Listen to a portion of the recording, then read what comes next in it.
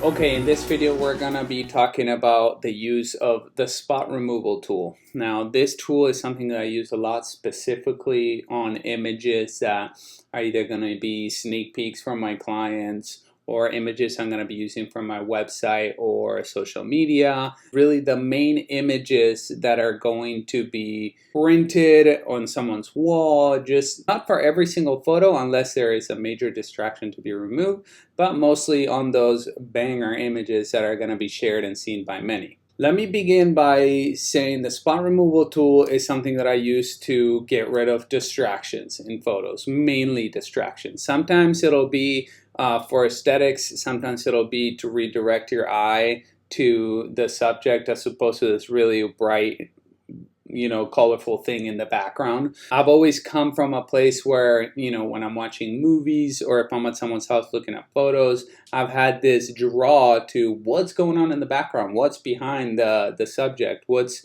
hidden in the back of the photo there. So I'm always looking behind past the subject and analyzing the background. So I'm noticing these little things, and maybe if they weren't there, it would be a better photo or a better clip. Being photographers, we have a huge advantage that we can remove things easily. Now with the use of AI, video is becoming easier to remove things from the backdrop, but for us photographers, Lightroom makes it extremely easy. Now we have multiple ways to do it. Before it used to be just a spot removal, you could either heal, clone, or just spot remove, and you had to select the source that it would regenerate from. Now you have AI generated spot removal. Using AI analyzes the surrounding area and it conforms and gives you options as to whether that's a good replacement or not. So let's dive into that a little more, and I'll show you what I did using the same image from that previous video where we discussed the use of brushes and linear gradient adjustments to redirect your eye to the couple and make your photos pop. So to begin, your adjustments here, your spot removal tool, you can access multiple ways. So you can either click it up here on your Lightroom bar, is this little eraser looking thingy, or you can use a quick key of Q. Q is your quick key for spot removal tool, and you see it appears. You can, if you have an Apple mouse or a trackpad, you can slide up and down there to make it bigger, or spin the wheel on your mouse to make it bigger or smaller, or you can adjust it with a bar there. This is something that I've been using a lot in AI, generative AI mode, since they came up with it, because it has made it a lot easier to remove pesky objects, especially when we're surrounded by other textures. AI makes it really simple to look natural and not like something that you had to pick at for 10 minutes to make it look right. Depending on what computer you're using, it might generate it quicker than with others, because it does take a lot of memory to produce, especially if you're doing a lot of spot removals. Let's begin by showing you the before and after here. You might notice the main things that are missing out of this picture are the houses in the background here. So these houses, some of those bright spots were removed just to give it a little bit more of a natural look and less neighborhood vibes, more Maui, Hawaii action vibes, I guess. So if you look here, you can see where those adjustments were made. I'll zoom in for the effect of it. There we go. You can see where the adjustments were, and I'll show you the before and after. There we go. So you can see the difference in between.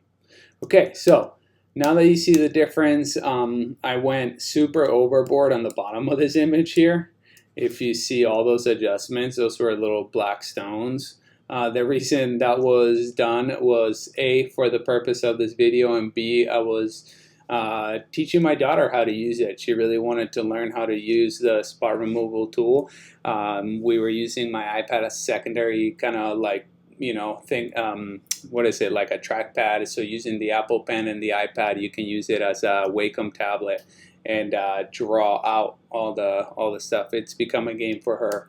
So this was for the purpose of the video, and for that we removed a lot of stones out of there. I normally wouldn't go this crazy with it, but it's just to show you what it can do. All of these were done with a generative AI tool, so it's super simple, super nice. Let's dive in on how to use it.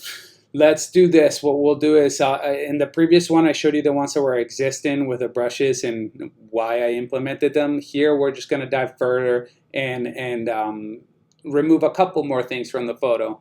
As I said in the beginning, the main reason I removed those things were just for distraction purposes. Just I thought that having this bright white house with windows and doors was really kind of taken away from the bride right here. So I wanted that to be gone and done away with. Whoops.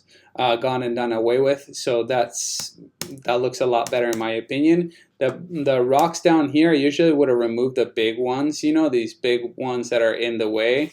But we removed all of them just to give it more of a cleaner feel on the white rock ground there. So let's go ahead and activate our spot removal tool. As I said, you have the three options. You have the heal option. This one, what it does is it'll just kind of, here, I'll show you. Boom. You click it and you can choose the source to pull from, right? So that circle is what it's going to replace. This circle is what it's going to sample to replace. Okay, so if I put it over the palm tree, it'll sample the palm tree. If I put it over the house with a trunk, it'll pull from that. So ideally, you want to pull something that's similar to what you want to be replaced with, so it's going to look like, right? Spot removal, if we don't use AI, let's say we want to remove this white dot, you click it, and it'll just automatically sample from the surroundings and remove it.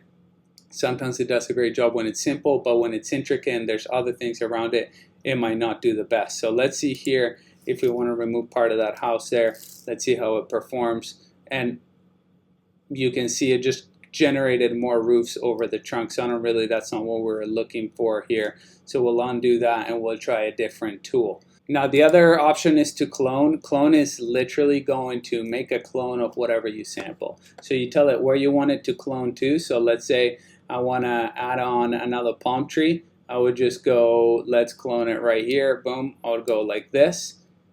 And once I selected the area I wanted to clone, I choose what I wanted to clone from. So I would select another palm tree, or you could even do this one, whatever you're looking for, right? You can do this one right here, boom, and then it looks like you got another palm tree there. I very rarely use the clone tool. What I mainly do, as I mentioned, is the spot removal using generative AI.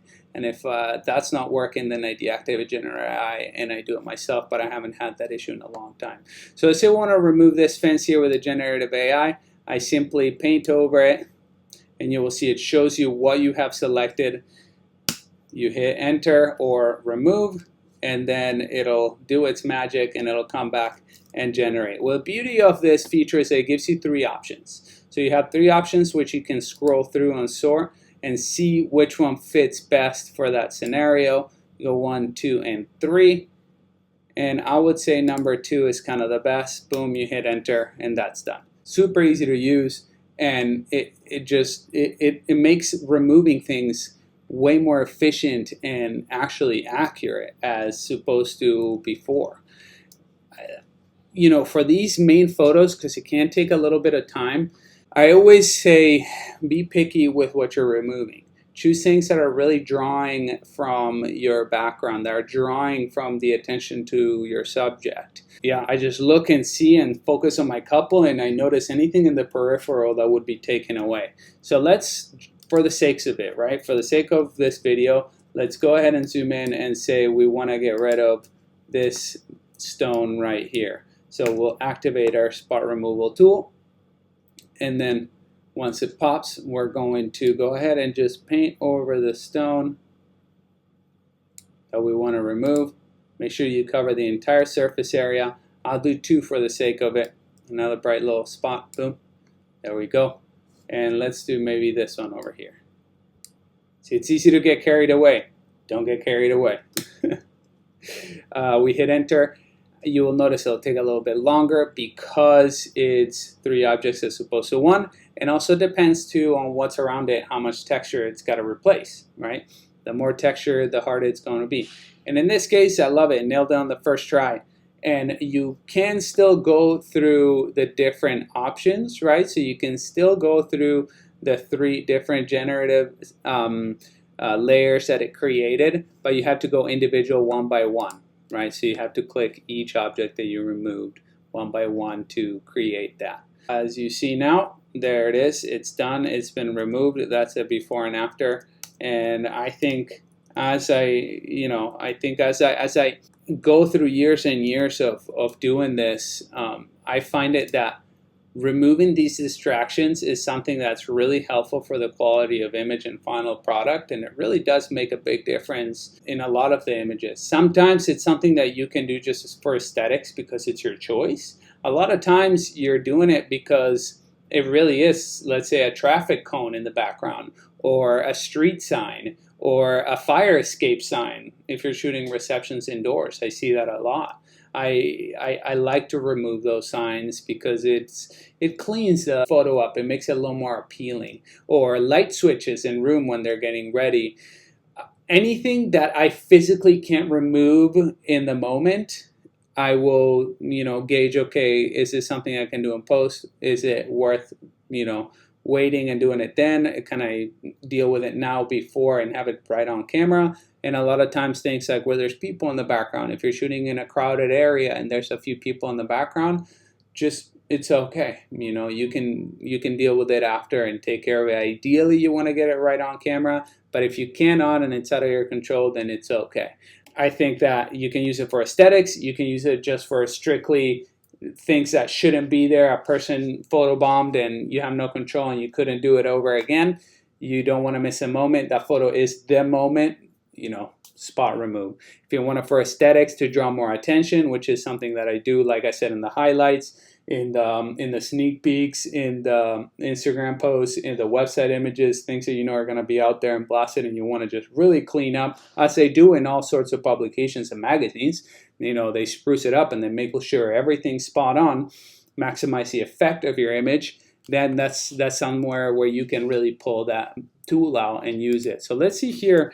One thing that I do want to mess around with is this distraction here is the home. And I'm just going to go, I'm going to be very, I'm not going to be too picky as to how I'm choosing. Usually it would go in between the trunks, try not to get the trunks of the palm trees. But this time I'm just going to go for it and see what happens here. Just let's test out the AI and see how well it's doing. We'll go ahead and hit enter on that area. See if it replaces the house, if it keeps the trunks, if it makes it look like there's trees in front, and boom. That's ridiculous, right? Before, that would have taken me a long time to get. I would have probably sampled palm tree trunks from other palm trees and greenery. That would have been at least like 5 or 6 layers of spot removals, and that just banged it out in one. So don't sleep on this tool. This tool is amazing. This is something that you can use very easily and elevate the quality of your photos and redirect the attention. It cleans up the messy backgrounds. As you see here, look at that difference. I mean, that's insane. The difference is insane. You don't have these homes in the background. Now it looks truly wild and beautiful. And it's something that did not take much time. It's just about understanding that you have your tool, you can use that tool, and how to use it properly, how to not overuse it. But the main thing is have fun, experiment, see what works for you. And I hope that this video helped you out.